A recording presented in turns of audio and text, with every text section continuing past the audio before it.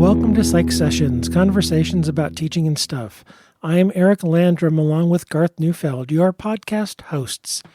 As the name implies, we center on conversations about teaching, but we often veer into other interesting topics, which is the end stuff. This is episode number 66, where Garth and I had the opportunity to interview Loretta McGregor from Arkansas State University in Jonesboro, Arkansas. Now, before you hear the interview, please allow me to share some listening tips and some of my favorite moments. And Garth and I want to express our sincere thanks to the Southwestern Psychological Association for providing some space for Psych Sessions to record this podcast in April of 2019. Now, this is a pretty special podcast recording, just like they all are. And I have to tell you that we really, truly enjoyed our time with all of our guests at SWPA in 2019. This is the last of the 4 recordings that we made there. Loretta and I have known each other for at least 20 years, and I'm one of these people who typically has a really hard time pinpointing when exactly I met someone. And she couldn't either during the episode.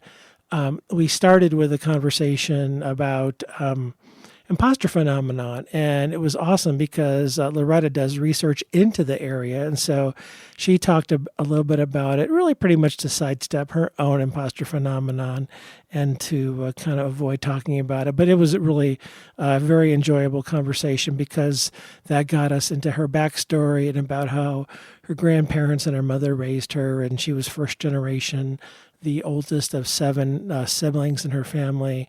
And she also segued into really powerfully talking about how as a woman of color on her campus and how she's a role model for her students, yet she makes sure that her students understand that the struggle that it took for her to achieve what she's achieved in her life. And she tells her story really passionately and proudly.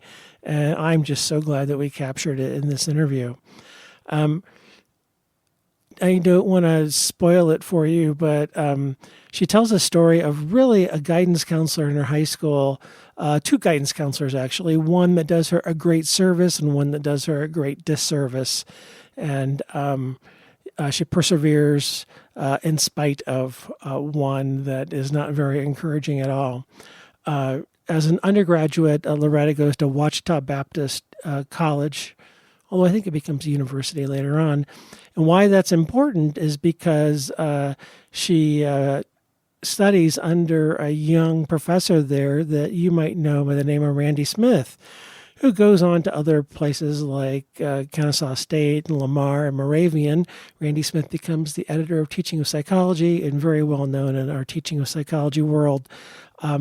And by the connection of Randy Smith, becomes connected with Steve Davis at Emporia State. And so Loretta weaves this story, parts of which I actually had never known, having known her for 2 decades, of her interconnections and how she worked to make these opportunities for herself through her master's and doctoral work and the things that she overcame in her life and the successes that she had. We talked a little bit about the waxing and waning of one's career. And I'm just going to share with you as you get ready to listen to this. I probably have in the 66 episodes that we've recorded so far of Psych Sessions, my own personal most emotional moment that I recalled. And I'm just going to let you listen for that. It's very emotional for me. Loretta was really a super important role model and continues to be. But there was a point in my life where I was struggling in my career, and she was really important in bolstering me and just kind of helping me persevere. And the story unfolds itself, and it's really super emotional. It's actually super emotional even for me to record this and re-recall it. And so we kind of talk about that towards the end of the podcast recording. We end up talking a little bit about STP and that culture and breaking cliques and, in-group and out-group and what we can do into the future. And then we end up telling a good one. We end up telling a story of the Kansas City, the AP reading. And yep, we rope in Regan Gurung into this one. And let's just say it involves dry rub. So I hope you enjoy this episode. So we are so thrilled to be here at the Southwestern Psychological Association in 2019. And, every episode is a treat. It's a special treat. But this is an extra special, super delicious treat because we are here with Loretta McGregor from Arkansas State University. Oh, bless your heart. Okay, so right out of the gate, here we go. And so what listeners may not know is Loretta and I are dear friends going back, I got to say it, 20 years? At least 20 years, 18, yeah. 20 years. Yeah. And Garth is in for the best show of the night. There could be concerts in town. There could be performances. But this is going to be the best show in this city. Garth and I are friends also. Yeah. We met each other, but only like in the recent 2000s, I think. Not too far. But I can't wait because we were all hanging out yesterday, and I kept saying to you both, you need to not talk about this right now because we got to save it.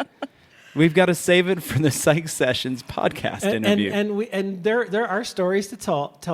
There are stories to tell. A million of them. And we'll tell most of them. Maybe not a couple of them. We won't tell. But and there's a one memory. I'm not going to get to it right now because it's going to make me cry. But we'll save it for later. But Loretta has been a big part of Division II at STP, at APA, BEA.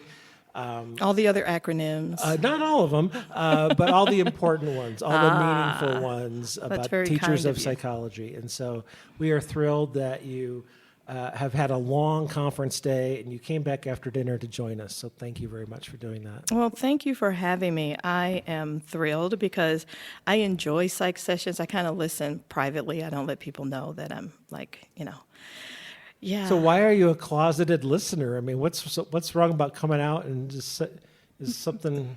No, because a lot of the people that you sort of interview, I consider probably people who are movers and shakers in the teaching of psychology area.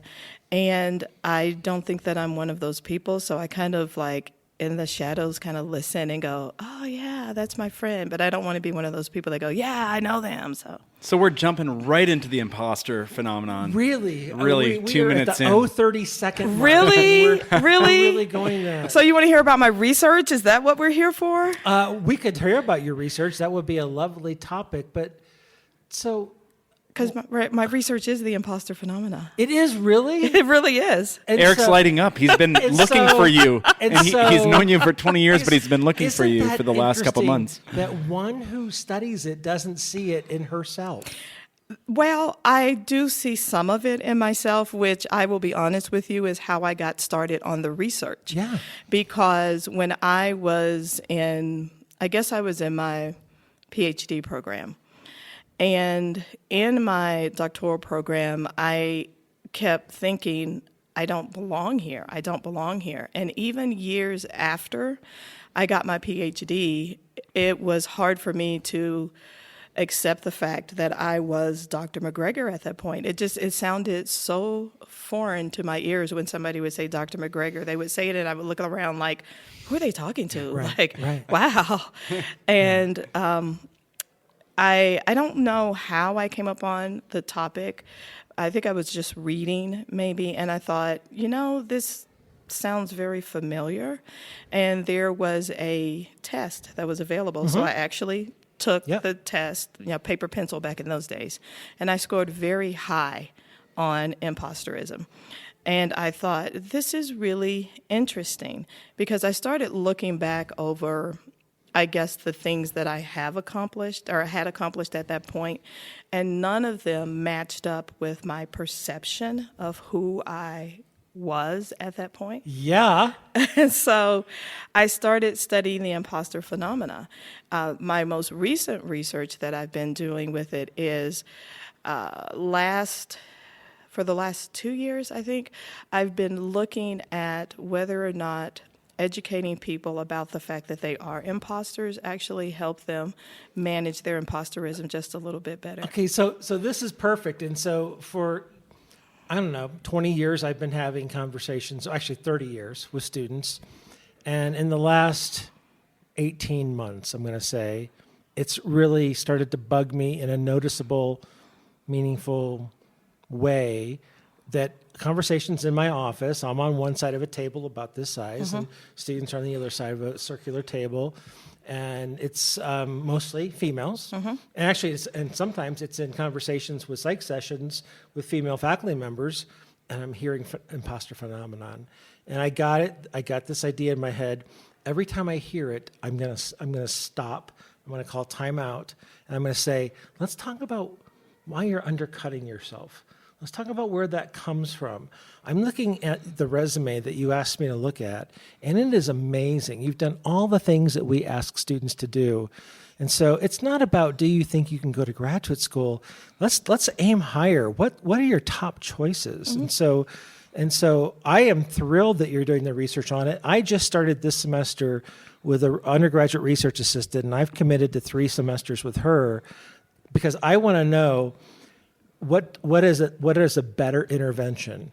So right now I'm just stopping one-on-one and having the conversation, but maybe there's a better intervention. So if you've got research data to share, and if you want to partner up, I would be happy to follow your lead on this because I'm a novice that's dabbling right now. Well, I would love for us to collaborate on it. So the very first study that I did with the imposter phenomena goes back probably to the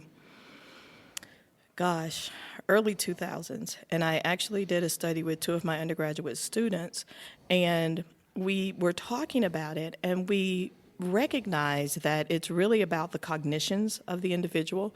And what we thought was, the cognitions that people are describing who have the imposter phenomena sound very similar to the types of cognitions that people who experience depression engage in.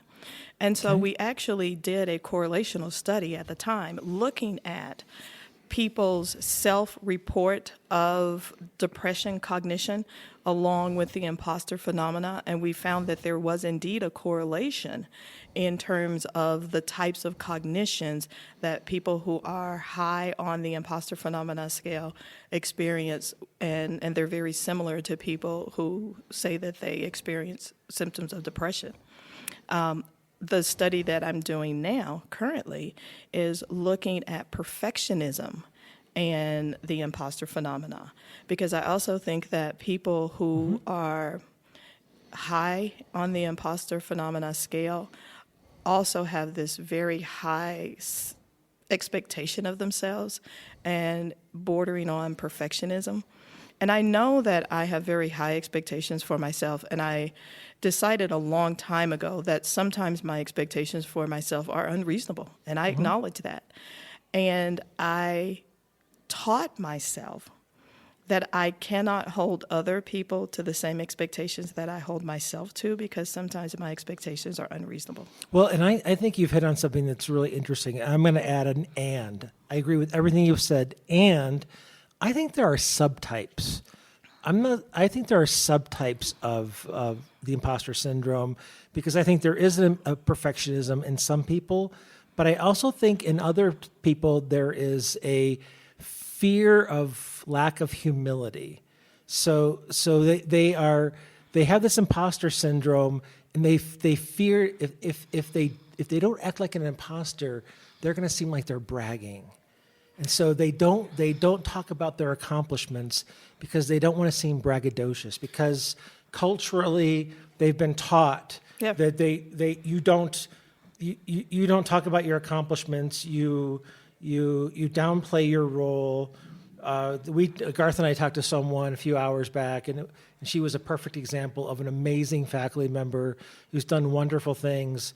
But if she went home and talked to her family about, I just made a presentation at a national convention, her family would say, Liza, what are you doing bragging about yourself like that? Well, I think that you are definitely on to something with the humility aspect, because I think that is something that I think about a lot. I think about the fact that I need to remain humble, because I feel like there are so many other people who could have accomplished maybe the same thing that I have accomplished if given the opportunity. So that's you ask, and so that's my thinking. The other thing is, I do think that for females in particular, I don't think it's necessarily that when they go home, they are shot down for bragging. But I think, especially if you are a first-generation person, when you go home and you try to explain things to your family members, it's not readily accepted. And I remember very vividly, and I love my grandmother. I love my grandmother, but she had less than a 12th grade education. And I remember going home after my first year of college and saying something to her that I had learned. And she said, look at you. You go away to college and you come back think you know everything. And that was a very, it was a very poignant point in my life. And that I realized that I could not share with everyone my accomplishments. Right. Because they could not celebrate them in the same way. But I think, and this gets so complicated and so complex so fast and nuanced, but at the same time, I think your students, if you're too humble, and it's a fine line, because your students need to see the strong, powerful faculty member that you are. Because if they don't understand what you have accomplished in your life, I believe our students need to see themselves as in the front of the classroom. I agree. Not all my students are white males. They need to see themselves at some point in their undergraduate education. They need to see images of themselves or what they could become as positive role models. Right. And so if great faculty members never have a little bit of bravado or show their confidence, their self-confidence, then I think we're missing an opportunity. You're missing that opportunity to show other strong women how to be a strong woman and that strong role model. But I think there's a difference between confidence and the imposter phenomena, because it is not a lack of confidence.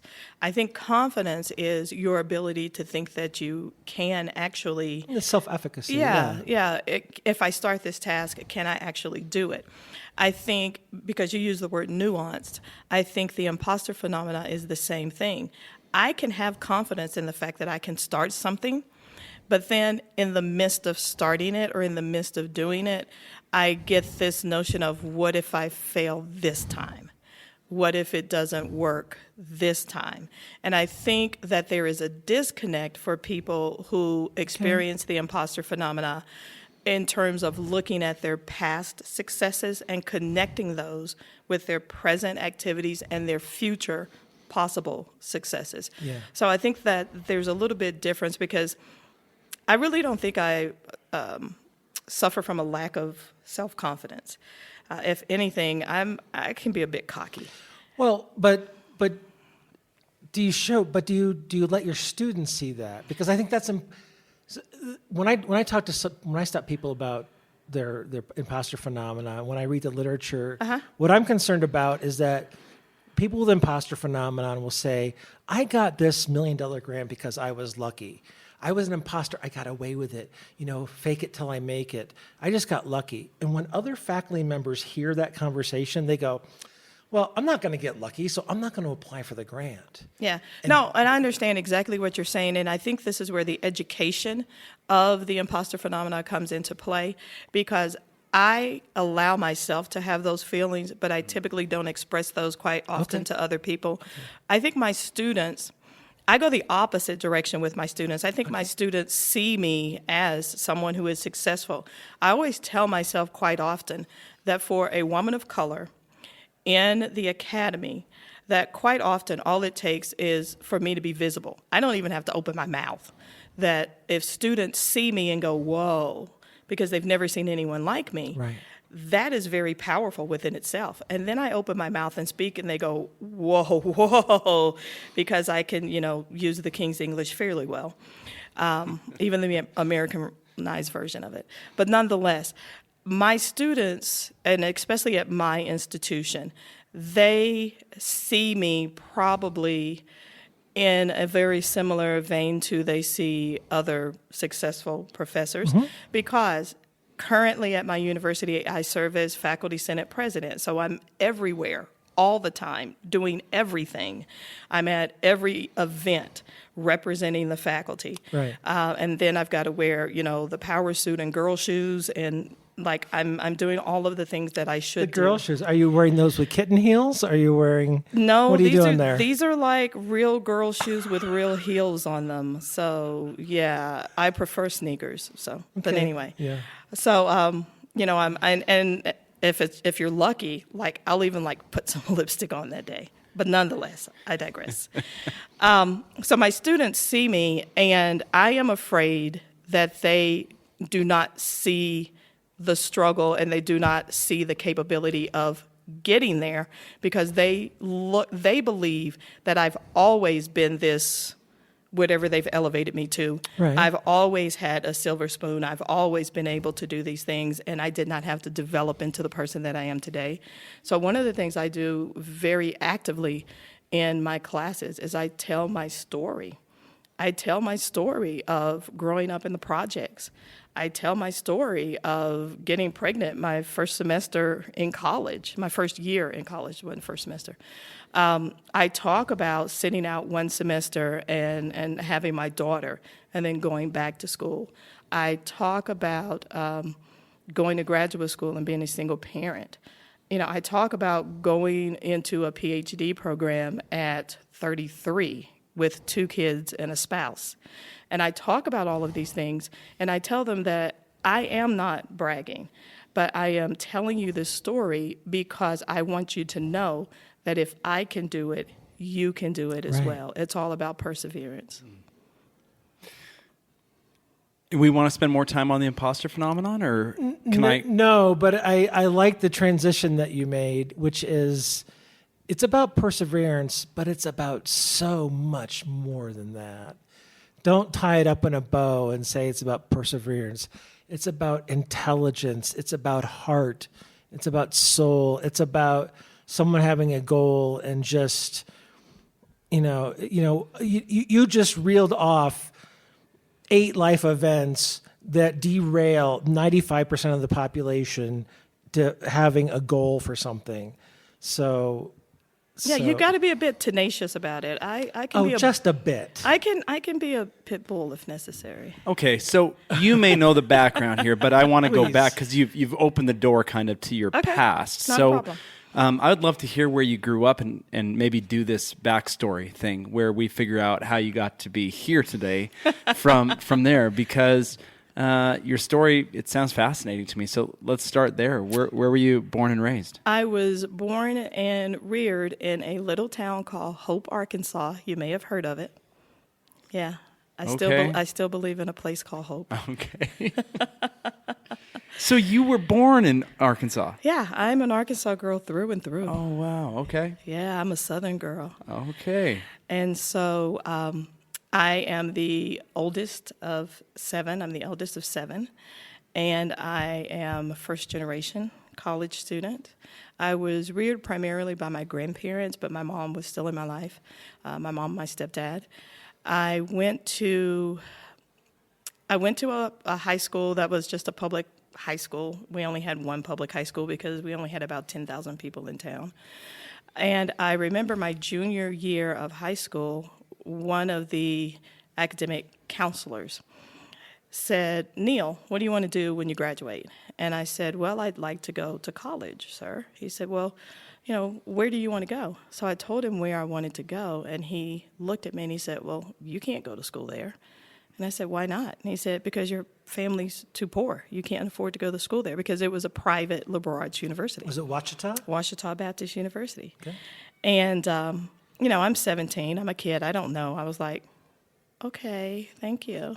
So then he said, "So if you go to college, not when, but if you go to college, what would you study?" And I said, "Well, I would like to study psychology." Now, there's a little bit more to that, because the year before I had wanted to take the introduction to psychology class in high school, and he would not allow me to take that course because he said that it would be a waste of my time. So before you go any further, so no one's gone to college in your family. That is correct. So where do you get the idea, I think I want to go to college? My grandparents told me that I could do whatever I wanted to do. Okay. And they had hoped that my mom would go to college, and she did not. And so I think that sort of transferred to me as being the first grandchild, that I was going to go to college. They didn't know how, or they didn't know where, or anything about college, but they knew that it would probably be a way for me to lift myself and maybe my siblings out of poverty. So your mom's parents were in the same town. Yes. But your dad's parents were not. No, I had no contact with my dad or my dad's side of the family. What did your grandparents and your mom and stepdad, what were they doing for work? Do you remember that? So when up until a little bit after I was born, my grandmother was a domestic. She had finished 9th grade in high school, and she and my grandfather had both worked as sharecroppers for a number of years. My mother was an only child. My grandmother actually had 2 children. She had my mom, who was her firstborn, and then she had a younger child that was probably about 9.5, 10 years apart in age, but he died in infancy from pneumonia. I think that's what they told me. And so I didn't know a lot of that story until I had my second child, because my kids are 9.5, 10 years apart. Wow. And my grandmother became very emotional after I had my son, because it was the same, dynamic, daughter and then son.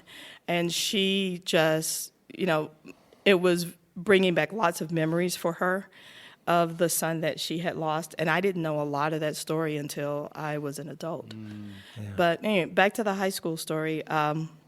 So this guy tells me I cannot go to Ouachita because my family's too poor and I can't afford to do it. And then he says that I can't major in psychology. And I ask him why. And he said because there were no black people in psychology, that black people didn't do psychology. And I was like, oh, okay. I'm going to assume this is a white guy. No, you would be wrong. It was an African-American male. Yes. So a couple of weeks later, my dreams are crushed. I was like, okay. He wanted me to do journalism. Yeah. Anyway, so a couple of weeks later, I talked to the other counselor. I was very fortunate that we had 2. He was a white male. And I think back fondly on this story because for 2 reasons. Number one, it was the first time I had ever seen a Caucasian person turn beet red in my presence from anger. I thought he was going to explode, and I was kind of like, oh my God, I'm going to kill the white man.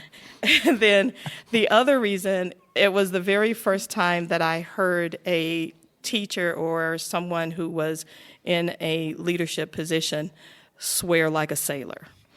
And he went on your behalf. On my behalf. Good. And so he went on this tirade about how I should never let anybody tell me what to do and what I can and can't do. And it was very transformative for me. He said, if you want to go to school there, I will help you. And if you want to major in psychology, I will help you. And he did every step of the way. And the week before I graduated high school, he brought me a gift, and it was a somewhat dated, abridged version of the dictionary that he had given to his daughter a few years earlier before she went to college. Oh. And, even though it was dated, I cherished that dictionary. Where is it now? It's still at my house. Oh, that's cool. Yeah. Yeah. It's probably fallen apart, but I don't touch it. Do you keep in touch with him? He is deceased. Oh, okay. Yeah. So you go to Ouachita as a psychology major. Yeah. Is there a young professor at Ouachita in the Department of Psychology named Randy Smith? There was, and he terrified the bejeebies out of me. So that's my curse word. So the bejeebies. I'm sorry. Can you somehow communicate what bejeebies translates to? Because there's not a natural language translation that I can. Bejeebies. I think that's a disco band. Is that a... No, that would be the Bee Gees. Oh, okay. But he terrified the crap out of us as students. Thank you. And he just had what we called the, what did we call it? I think we call it the terrorizing look that he would just give students when they gave a stupid answer or something. Oh my gosh, he learned that from Charles Brewer. Well, that wasn't original to him. He would just give this terrorizing look, and it would just send shivers down our spine. And So I had him, I did not have him for introduction to psychology. I had him for the second class. And we were just all terrified. And he was my academic advisor. What year was this? Gosh, this was 1983, 84. So this is probably right before he is starting to go to MacTop. He's probably not met his tribe yet. Yes, he Right was. He on was the in the verge. midst of meeting his tribe because Okay. I got introduced to his tribe, Okay, very good. one by one. So I'm at this institution, and I'm a poor kid, so I've got work study. So I'm working in the history department, and I love working in the history department as a secretary. I was working for a history professor who was legally blind, and so I did all of his readings onto tape recorders for him, like I was his reading, I did all of his reading recordings for the blind, and I loved it, absolutely enjoyed it, and grew tremendously. But after going home the first summer, I get a call over I wasn't coming back that fall because I was going to stay out and have my daughter. So I go back in the spring, and I go back and I work for the history department again. Second summer, I go home, and I get a telephone call over the summer, and it's Randy Smith. And he's calling me, asking me if I would transfer and work in the Department of Psychology as his work study student. And I graciously thanked him and said no, because I already have a job in the Department of History, and I really like it, and they've been very kind to me. I said I sat out a semester, and they took me back, no questions asked. So, I'm rather loyal to them. Right. Thank you. So then Randy, unbeknownst to me at the time, calls the history professor and says, she won't do it. And the history professor calls me and says, you've got to do this. And I'm like, why? Why is this such a big deal? And he explained to me that he thought it would be very beneficial for my professional growth as a psychology major. And boy, was he ever right. Do you have any sense of how many majors there would have been at the time at Ouachita? Just a ballpark at 100 majors, 50 psychology majors? It had to be fewer than 100 because the university itself, we may have had 9,000 students. Okay, so there might have been 100, 150 majors. So what Eric's May about have to been. say is, out of all those majors, Randy Smith calls you. Not only does you turn him down,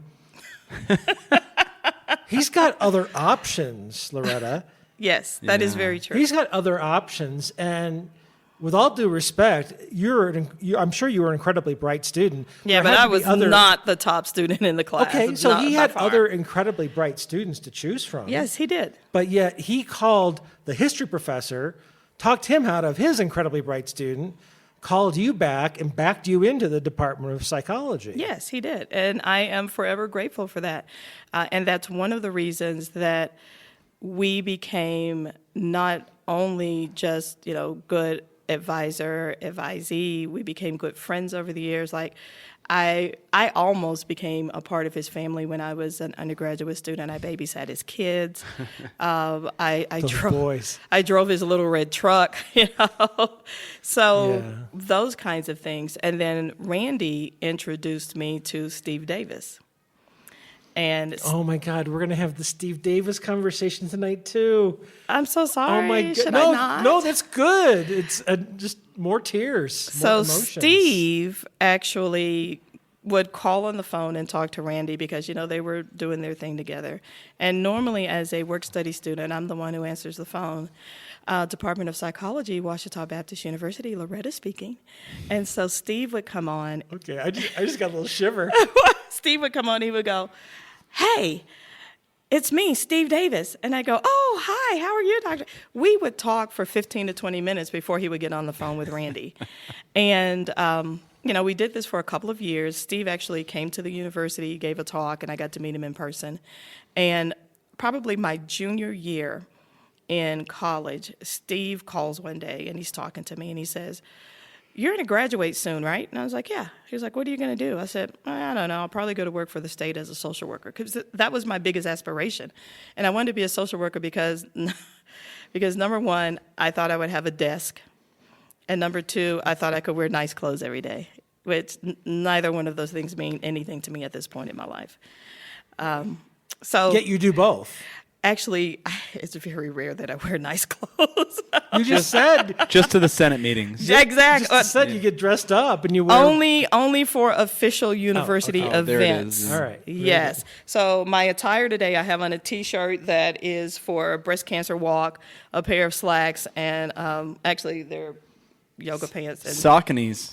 And yes, Rocking and the these are shoes. my favorite shoes. And this is normally how I dress to go teach class. Okay. But so Steve Davis says, "What are you going to do?" And I tell him that, and he was like, "Have you ever thought about going to graduate school?" I said, "No." And he said, "Why not?" And I said, "Because I'm not smart enough." And he said, "Well, who told you this?" And I said, "Well, I told myself." And he said, "Well, you shouldn't lie to yourself." And thus began that relationship. So Steve recruited me hard to come to Emporia, Kansas, and to go to Emporia State University, where I knew no one except for Steve and Kathleen. What state is that in? Kansas. Oh, that's So you did Kansas. your master's and your PhD there? I did my master's at Emporia State. I did my PhD at Wichita State. I didn't know you did your master's with Steve. Yes. Or at least at Emporia. Yeah, and Steve was my thesis advisor, and to this day, again, we are very good friends. He just sent me a e-card. I get those too. Yeah, he just sent me an Yeah. e-card last week, and I always look forward to getting those. Yeah, he and I were in contact all last summer working on the revision of a book. Yeah. So I need to go see him. In fact, I actually want to go see him, take the gear, and record a podcast. I really think you should. Because I don't think he'll be back to a convention again. Yeah, he's actually enjoying life in Hideaway. Yeah. And I emailed him and Kathleen. I actually emailed Kathleen separately and said, "Is Steve okay?" He said, "Yeah, we're pretty good. We got 18 trips planned, and we're going to go see the grandkid." Yeah. So I think they're doing pretty good. Yeah, But they're- I want to get him on a podcast. I'm going to hijack the conversation for a second and revisit the imposter phenomenon, because one of the things I was thinking a while ago when we were talking was I think for people to get over the imposter phenomenon, sometimes you need somebody to come alongside of you and say, no, you're great. Like, it doesn't come from within first. It comes from mentors who are telling you, other Absolutely. people who are valuing you, validating, have seen a lot of students, have seen a Absolutely. lot of professionals and say, no, you've got something here. And now I'm Absolutely. hearing it in your story that Steve Yeah. says, no, you've got it. For when I first went to Emporia and I was working with Steve, I remember asking him very vividly after getting accepted and being there. I went into his office one day, it's after hours, and we're sitting there and we're chatting, and I said, "What is it that you saw in me that made you believe in me?" And he sat back in his chair and he kind of smiled and he said, "I don't know. I can't tell you, but it's there." And for years, I would ask him, when I would see him again at conferences, I would say, "One of these days, you're going to have to tell me what it was that you saw in me." And he would always give me the same response, except for the last time I asked him. And the last time I asked him, he said, "I don't know what it is, but now that you are a professor, when you see it, you will know it." Yes. And it is so true. You know, I have students now that I don't know what it is that made me invest in their lives, except for I knew that there was this potential for them to do awesome things. And, for those students, I will try to move mountains. I don't want to go down this rabbit hole too far, but you didn't leave Ouachita with that feeling, but you got it at Emporia. You left Ouachita with the imposter Yeah, I did. so, okay. Yeah, I had to think about it for a while. The seed was starting to germinate at Ouachita, because when I was at Ouachita, Randy brought us to the Southwestern Psychological Association. Sure. I cut my teeth on this conference. I gave my first truly professional conference presentation here. I had given presentations at the state level at the Arkansas Symposium for Psychology Students, ASPS. And I did that my junior year and my senior year. So another side story here. My senior year, when I gave my presentation, it was original research that I had done at Ouachita because we had a class that required us to do this. This gentleman came to my presentation, and he started talking to me. And he asked me after the presentation, he said, well, what are you going to do next year? And I said, well, I'm headed off to graduate school. I'm going to Emporia to do a master's degree program. And he said, oh, okay. And then he said, so, do you ever think you'd come back to Arkansas? I said, I'd love to come back to Arkansas. He said, well, when you finish your degree, contact me and I may have something available. I said, okay. So he gave me his card, which I lost.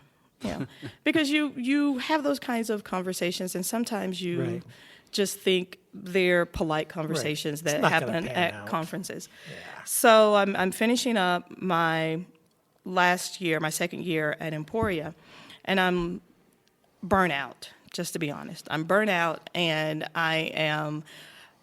I've fallen in love with this guy, and we've decided to get married and do this whole thing, and I just needed a break. So I decided that I was going to look for jobs, and I opened this higher ed publication. And in it, there is a job announcement for a university in southern Arkansas. And it's past the application deadline by about a month. And so I'm talking to one of my friends, and I go, gosh, it's about a month, they've probably already hired someone. And they're like, you don't know, call. So I called. They said, no, still submit your information. So I submitted my application. I submitted my information. And it turned out that the position was with the guy who had contacted me my senior year in college. So he called Steve, and he says, is this the same Loretta Neal who attended Ouachita Baptist, And Steve is like, yes. And so I then get a phone call from the other department chair. His name was Joe Bates. He was the department chair at Southern Arkansas University in Arkansas. And they invite me down for an interview. I go on the interview, and I am offered the job in 48 hours. And that was my first introduction into academia. I taught there for 6 years with my master's degree before I went back and did my PhD. At Kansas State? No, at Wichita State. Wichita State, I'm sorry. So you left, that was a full-time gig? That was a full-time gig. And you went back to get a PhD. How was that? How did you make that decision? It was a hard decision to make. Could you have done a career there just with a master's degree? I probably could have, but I knew that if I had any intentions of really advancing in the discipline that I would need to get a PhD. And even though I was burnt out with my master's, after the first year of my master's program, I knew at that point that I wanted to do a doc program. I just knew it. But I was just burnt out, and I just couldn't go anymore. And so when I got engaged, I told my spouse, or my significant other at the time, I said, look, I really want to get my PhD, and I really, really want to do this. I feel like that is what I'm supposed to do. And I said, so if we get married, I need you to support me when we get ready to go back and do this. And he agreed to do so. So we took a job. Well, I took the job in southern Arkansas and started working there. He had a bachelor's degree in English and had started a master's degree in English. So he finished up his master's degree at southern Arkansas. And then he came on board teaching there as a adjunct faculty member and teaching remedial English classes. Then he finished a master's in counseling and became the director of a juvenile youth facility. So we were like living the middle-class American dream. And when I decided to go back, it was a few years after I'd given birth to my second child, my son. He was 3 at the time. And I said, well, it's time to go back. And we struggled about that decision. And we ended up at Wichita State for a couple of reasons. Number one, they had a program that I thought I wanted to go into. And number two, because he was originally from that area and had family who could assist us with the kids. Absolutely. So I want to, if you don't mind, I want to circle back. You talked about how Steve kind of helped you find that confidence, kind of helped you overcome whatever imposter syndrome, or maybe you did move past that. You got that something special from him. Mm-hmm. And I think we wax and wane in our careers.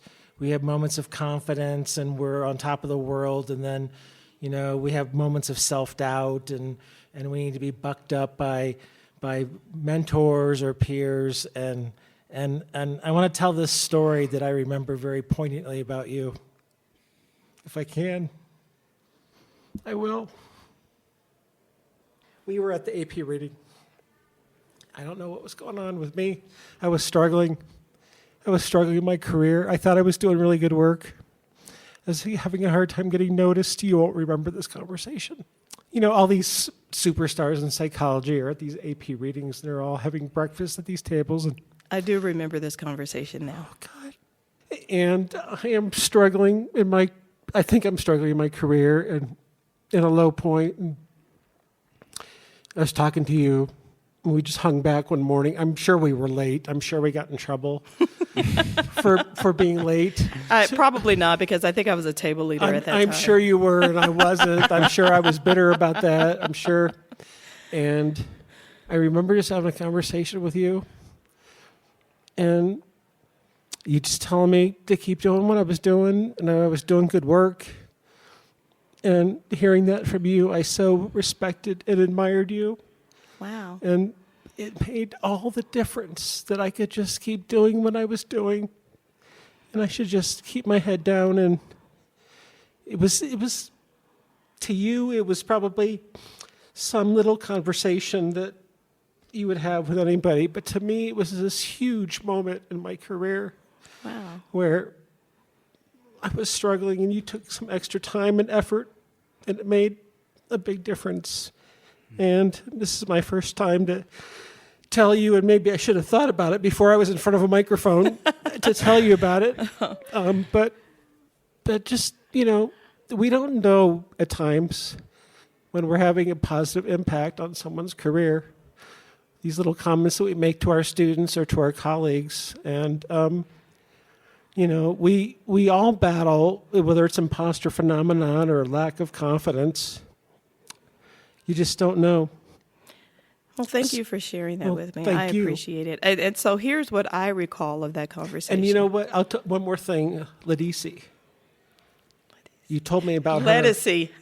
Okay, so yeah, and so there you go. I can't even pronounce her name. No, that's how you pronounced it, and that's how we got started on it. You kept calling her Ladisi. I have a hard time pronouncing a lot of things in my life. And I said it's Lettucey. Well, you told me about the album, which I went out and bought right away. And that was interesting. But from the conversation that you just mentioned, one of the things I remember is that you said something about not being part of the cool kids. Yep, I'm sure I did. And I said, you're wrong. I said, you are a cool kid. I said, you just don't see yourself that way.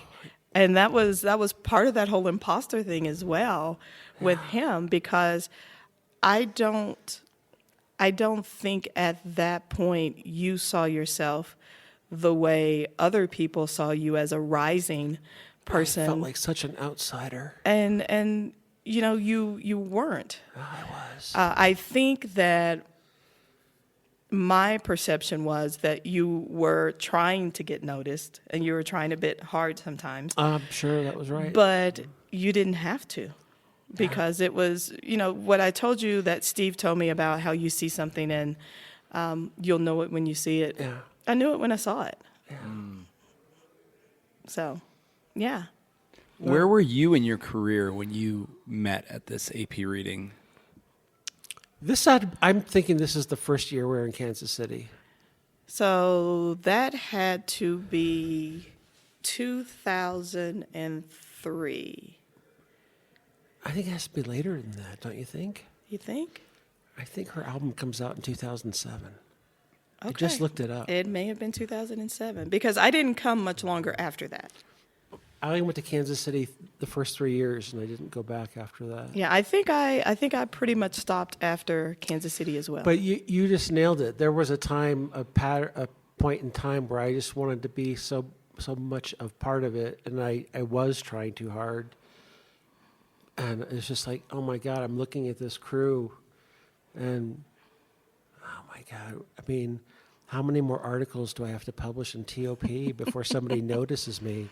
How many more things do I have to volunteer for before someone figures it out? And you were just perfect at the right time in the right place. Well, here's a secret for you, I guess.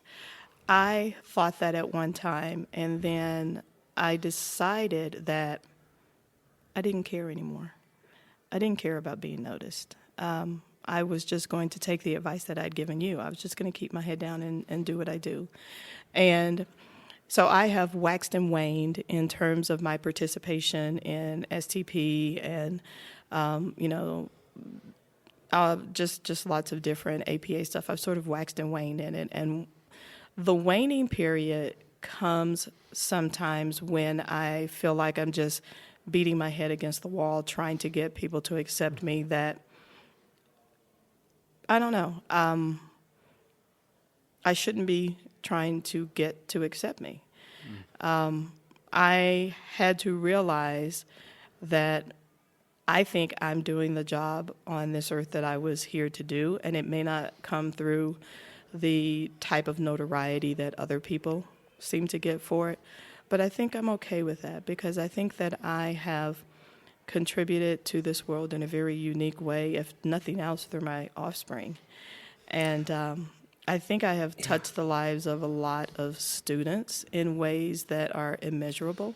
Right. And so the notoriety for presentations or articles or things like that, it would be nice because sometimes I always feel like in this group, the teaching of psychology is a very small community.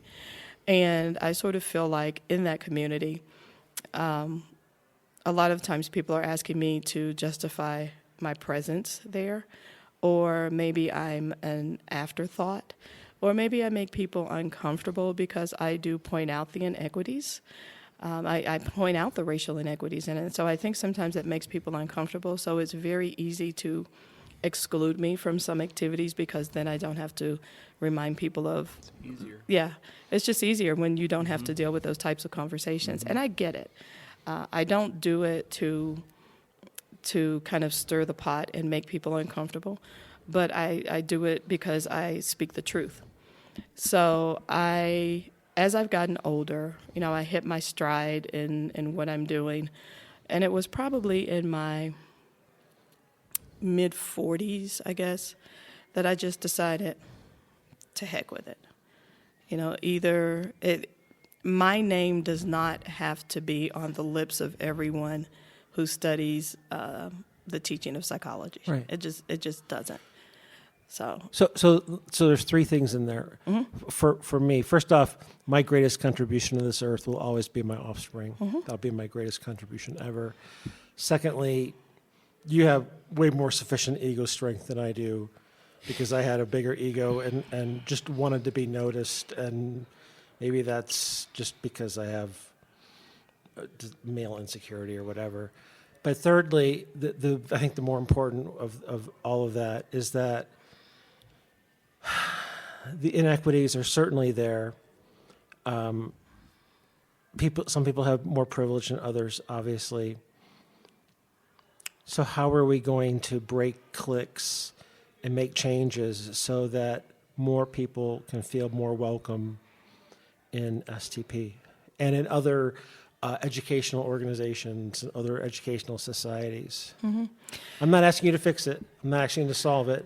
I'm not asking you to speak for every person of color.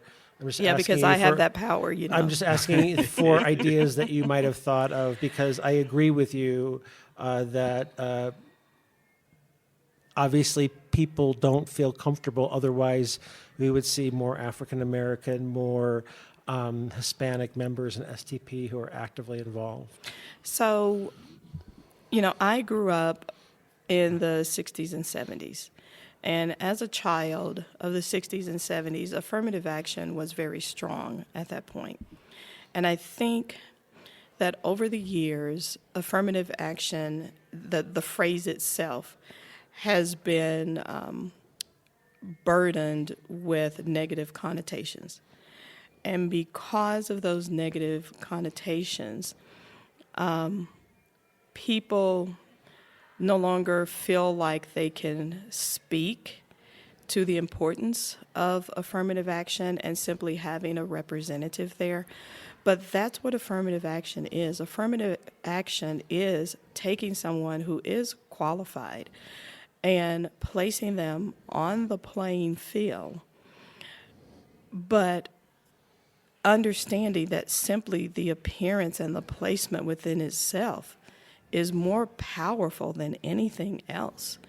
Sometimes it's just seeing someone. And I know that we tend to see the same faces over and over again, but from my experience in going to a lot of the teaching of psychology things, it's the same people, and I'm not knocking the same people, right. But it's the same people with very little diversity. Or if there is diversity there, the diversity is blunted somehow. So other people don't see the diversity in the leadership, and they don't see the diversity in the people who are always the poster children for the organizations. And so if they don't see them, then why should I join? And the same thing is true for students. If you go to a conference and all of your speakers are speakers who are Caucasian, you do not have one invited speaker or one main speaker as a person of color, then the 5 or 6 students who are there, they take notice of that. Of course. And I have been to numerous conferences where that is indeed the case. And I beg to differ when people say, well, we can't find anybody or we don't know anybody. Right. So going backwards in the story, when I graduated with my undergraduate degree from Ouachita Baptist in psychology, I went back and found that academic counselor. And he said, Neil, what are you doing? And I said, well, I just graduated with my bachelor's degree in psychology from Ouachita Baptist, and I'm about to head off to do a master's degree in psychology. Now, I'm quite sure he had no idea. He did not remember the conversation. Right. So when I finished my master's degree, I went home. I found him. And I said, Mr. Such and Such, how are you? I'm fine, Neil. What are you up to these days? Well, I just finished a master's degree in psychology. Just got a job teaching at Southern Arkansas. And I'm doing well. And then when I finished my PhD, I went back and found him also. So. Did you make a Xerox copy of your PhD and drop it off for him in his office? Maybe have it laminated as a placemat for him so that he could see it every day? Here's the thing. This was not about him at this point because he probably had no clue that he had said these things to me, and he definitely probably had no clue about how much they had impacted my life, and that I was just tenacious enough to show him that he was wrong. He probably was a dream killer for more people than me. So this was not for him. This was me going back and just, right. It was that little closure. We always talk about closing the loop. This was the closing the loop for me personally. Do you think what would have been the experience? And the hypotheticals are odd, I know. What if he had said, let's have you apply to what would have been Auburn. Mm-hmm. Let's have you apply to Auburn. And the psych program there is really good. If he had been, do you think your future was enhanced because you got to be persistent? Do you think it might have turned out differently if he'd been agreeable from the very start? Or I know that hypotheticals are kind of weird like that, but So I think if he had just been a little bit more supportive of my dreams, not just necessarily trying to make them bigger, right, just of the dreams that I had at that point, I think I would have been a little more confident going off to college. Right. I struggled a lot in college my first year because I still had these doubts in my head about should I be here? And because it was a private liberal arts institution and it was a very expensive institution, I was very fortunate to be an academic scholarship recipient. But again, it was also probably at that time 85-90% white. And everyone that I spoke with assumed that I was attending Ouachita because I was on an athletic scholarship. And so they would always ask me, what sport do you play? what sport? And did you start messing with people and you said volleyball or something just for fun? No, I did not. I looked at them dead square in the eye and I said, I have an academic scholarship, a full paid academic scholarship. I wish people could see how you're looking at Eric right now, because that's how you looked at these folks when they say, "Oh, yeah," and then they would go like, "Oh, yeah." So then I became like the smart person on campus. So No doubt. and I really wasn't. I was just like one of the smart people, but I was like, fake it till you make it. And there it is, imposter. No, it's not imposter. Yes, it is. Fake it till you make it is imposter syndrome. Okay, I'll let you roll with it. Isn't it interesting how we're all imposters in some way, or we maybe feel like that to some extent? But at your moment, she can come, even though you feel like an imposter, you can see it in other people. You can be like, you're okay. Well, even when we started the podcast, I was an imposter. I'd never been a podcaster. I'd never done interviews. So you do fake it till you make it. And I think if you listen to the first interviews, they're rough. They're rough until you acquire a skill set. Mm-hmm. So I think whenever you first stretch your skills and try something new, and maybe this one's going to sound rough. If we could cut some of the crying out, some of the bawling, I don't think these microphones are meant for I'd really tears. like to keep those, please. Well, you can make her a private cut. I'll cut it so it's not so awkward, and I'll send you all of the outtakes. Can you enhance it and I add sure can. wailing to it? Okay, That would be all awesome. Right. I think the really awkward thing is that when you make it a ringtone for her, that's just wrong. So all you have to do is send it to me. I have the ability to turn it into a ringtone. The ringtone, the ring back tone. I mean, that's just awkward that she wants so that. funny. And then, in the loop, I want you to put Ladisi. At least someone pronounced it right. Or is that the wrong? I'm Are you so saying it glad wrong? That's the wrong. I'm so glad we've spent a couple days together laughing at Eric. It's been really nice. Yeah, because no one ever does that in my life, right? But we have been joking, and Eric and I joke a lot together, but I also want you to know that how much I appreciate you and what you have contributed to the discipline. So my students actually think like you're this super god or something like this, because I have them read some of your articles related to workforce and workforce preparation and things like this, and they're just like, and we discuss them in class, so they come back and they go, oh my gosh, so I read this article and I thought da-da-da-da-da. And If only you could do that with a straight face. I do. Oh, in class you do. Yeah. Okay. And the interesting thing is most of the time I don't tell them that we know each other or that I've known you for years. We've met. Yeah. And actually that's what I'll say. I'll say, well, we've met before. And I kind of leave it at that. So I've decided that when I go back on Monday, because I think they're actually reading one of your articles for Monday. Let me show them the picture we took. Yeah, I'm actually going to go in and I'm going to put it up on a PowerPoint, and I'm going to say, this article that you read, so this is the dude. This is the dude. And they're going to go, wow. And, That's if really nothing else, sweet. my stock goes up at that point too. Like she knows people. That's very sweet. So, and he cried like a baby. like a baby.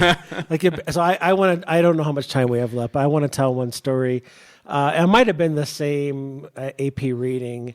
Me, you, and Regan Gurung. We're just hanging out. We're hanging out. We're going to Power and Light down in Kansas City, and we're having a good old time. Wait, can we really tell this story? Yeah. Okay. What are you not good with it? No, I am. I just really want to make sure that we don't get an explicit rating. I wasn't going to swear. Why can't we get an explicit rating? What's so wrong about that? There's nothing explicit about this. Okay. This is Our fans in India and China will be greatly disappointed. This is Roger Rabbit type humor, literally Roger Rabbit type humor. And so we're the three of us are just walking around. We had a grand old time. We did. And every time I'm in Kansas City, I go to a local grocery store and I buy the seasonings and I buy the sauces for barbecue because they have an entire aisle of it. It's not like at home where I can buy 3 brands. There's 30 brands. Kansas City barbecue is famous. It's famous. You Oklahoma Joe's, and you got Gates and Arthur Bryant's, and you just do that. And so I don't know where I'd been, but we were out somewhere, and I bought 2 bottles of seasoning, which is also called dry rub. Okay, I'm blushing now. Okay, and that's kind of hard sometimes, but I can actually see you blushing. So and I know her well enough. I think I can get away with that. All right. Yes, he can. Thank you. And so it's all in the cheeks. It is indeed the rouge. And so I'm kind of walking around with these. I don't think, for whatever reason, I didn't get a bag. And so I'm wearing shorts because that's cargo hot. shorts. Oh, wow, cargo shorts. I'm glad they weren't Daisy Dukes. Well, be careful what you wish for. Okay, wait a minute. It's a sketch moment. Yeah. And so I put one in each pocket, and we're walking around, the 3 of us, and I don't know how it turned. Was it you or Regan? I don't know who made the comment. It was me. It was you. I will confess. Okay. And it's like, are those 2 bottles of dry rub? Are you just happy to see me? And that is literally an aberration of the Roger Rabbit line. 2 rolls of quarters, are you happy to see me? And so you and me and Regan have had so much fun with that line over the years. Every time we're together. Every time we're together. And sometimes when we're not. Oh, I've heard it, and we've not all been together before. Yeah. And I didn't know the pull context. Out that gem. If I'm teasing him a little bit too much about the schedule, or we're going to meet at 3:30 on the schedule, I will get a something about the items in my dry rub. Yeah. That's what he pulls out, so to speak, to kind of shut me down. Actually, pun intended, literally. So, and this is why you should do the AP reading, I think. Right? I haven't been back in a long time. Well, I have been. But I don't think it's different, but it's still think it's a matter. There's still a dry rub every once in a while. And I agree with you. I don't think it's a matter of if you're currently doing it or how long you've done the AP reading. I think the point is that you make some invaluable connections and some lifelong friendships just simply going and experiencing it. Yeah, and I think that's where we had time at nights. And whenever you had that half day, that was the time. But we hung out before that. I think it must have been APA stuff.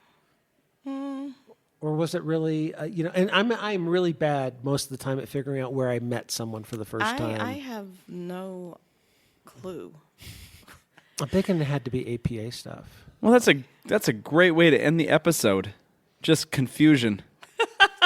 Well, but 20 plus great years. When you're about to get your AARP cards, it's just great to remember each other. Okay, I use my AARP card religiously, so I'm just saying. I think I'm eligible, but I don't have one. You get great hotel discounts on it. So. Oh man. Okay, I like it when other people are paying for the hotel. That's the best discount of all. You guys, I've really enjoyed hearing, your story in particular, Absolutely. Loretta, and then thank you for sharing and your relationship together over these years. It's weird to walk into 20 years of friendship and relationship, but it's really special to watch. And I know we're trying to wrap this up. Can I just say one last thing? When you are ready, when the bandwidth in your life appears for you, and I know that might be difficult, will you will you dip your toes back into STP proper and come back and run for president and do the things that help us break some cliques and be more welcoming, just to help us do better. I think there's been efforts over the years, and we've been told over a long period of time that it's cliquish, and it's hard to do that, and there have been some efforts, but we have to do better. We need role models from all places in the world, from all different perspectives, and so I would just gently encourage you to keep that on the back burner until there's time for it on the front burner. Well, I appreciate that affirmation from you. And you did mention this to me last night at dinner when we were having dinner, all three of us. And I thought about it. And I thought maybe in the next few years I may have an opportunity to come back. I have some other things on my plate right now that I'm committed to. I know. And I need to make sure that I wrap those up, effectively. I'm not saying I know you're president of the faculty senate, Yeah. and when I talk to faculty on my campus, I always try to think about, if you're going to say yes to something and start doing something, what are you going to stop doing? Yes. And so I would never ask anyone to start doing something without being able to offload something. Yes, absolutely. So I want to be realistic, and I know you're crazy busy and involved with a ton of things, but if you put it on the 3 to 5 year plan, and if you can kind of map it in and run And I think I'm at a great place in my career professionally where I don't think that is too much out of the realm of possibility for me to consider. Right. I mean, you've got the gravitas of that career and that view from the big picture, the 30,000-foot view of, okay, I've seen a bunch of organizations. I know what can be successful. I know what works. I know STP inside and out. Let's do this thing. Which translates into I'm old and I've been here long enough and I'm kind of cantankerous and thick-skinned, so let's do this. That is not at all what I said. I translate well, so. I'm just going to leave that where it is. It works. It works. Well, Thanks so much for having me, guys. I have enjoyed it. Thank you, Loretta. this has been great.